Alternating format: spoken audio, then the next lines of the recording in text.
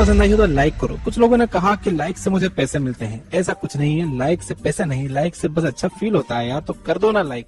Like करने में क्या जाता है। और अगर आप इस चैनल पर नए हो तो सब्सक्राइब करो यार, सब्सक्राइब करने में भी क्या जाता है, फ्री ही तो है। तो चलो फिर मिलेंगे नेक्स्ट वीडियो में, तब तक के लिए take care and thank you for watching.